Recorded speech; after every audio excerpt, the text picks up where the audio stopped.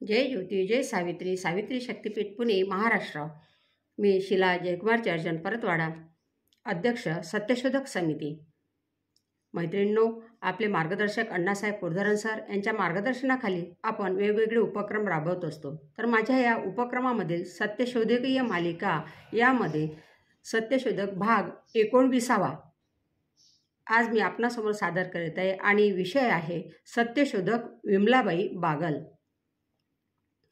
कोल्हापुरातील शाहू सत्यशोधक समाजाच्या अध्यक्षा विमलाबाई बागल ह्या महिला चळवळीच्या अग्रगण्य नेत्या होत्या। महाराष्ट्र राज्य श्रमिक महिला समितीच्या आणि आमदार संयुक्त महाराष्ट्र सीमा सत्याग्रहातील महिला नेत्या त्या होत्या। तसेच शेतकरी कामगार पक्षाच्या सुद्धा त्या नेत्या होत्या। विमलाबाई बागल यांचा जन्म बेळगाव जिल्ह्यात मुचंडी या छोट्याशा खेडेगावात 7 मे 1911 रोजी झाला। त्यांच्या वडिलाचे नाव गणपतराव बळवंत पवार। पवार कुटुंब छत्रपती शाहू महाराजांच्या प्रेरणेने कोल्हापुरात राहायला आले। शिवाजी विद्यापीठाचे पहिले कुलगुरू डॉक्टर आप्पासाहेब पवार हे विमलाबाईंचे भाऊ होत। विमलाबाईंचे सासरे खंडेराव बागल हे राजश्री शाहू महाराजांचे कायदेशीर सल्लागार आणि सत्यशोधक विचारांचे होते।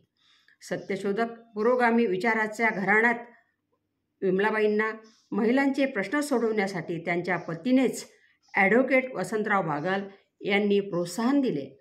आता गोशा सोडा आणि बाहेर पडा, महिलांना संघटित करण्याचा प्रयत्न करा, तुमचे प्रश्न तुम्ही सोडवा, आम्ही आहोतच मदतीला, अशा प्रोत्साहनामुळे विमलाबाईंचा आत्मविश्वास वाढत गेला। सत्यशोधक समाजाच्या वतीने होणारी व्याख्याने शिबिरामध्ये त्यांचा सहभाग असे। देवदासी महिलांचे प्रश्न सोडवण्याच्या कार्यात त्या सहभागी होत्या। 1980 साली विमलाबाई शाहू सत्यशोधक समाजाच्या अध्यक्ष झाल्या। विमलाबाई आयुष्यभर कष्टकरी जनतेच्या सुखदुःखात सहभागी होत होत्या।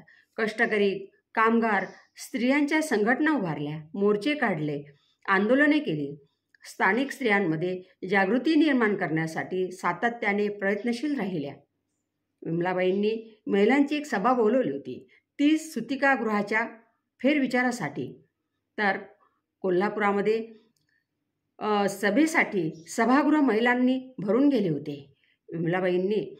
विमलाबाईंची ही मागणी मंजूर झाली। आज सावित्रीबाई फुले रुग्णालय सर्व प्रकारच्या सेवेसाठी कोल्हापुरात सुसज्ज असे भव्य वास्तूमध्ये डौलाने उभे आहे। विमलाबाईंनी समाजकारण, राजकारण, महिला चळवळ अशा विविध क्षेत्रात कामगिरी आजही आपल्या सावित्रीच्या लेकींना मार्गदर्शक ठरण्यासारखी अशीच आहे। जय ज्योती, जय सावित्री।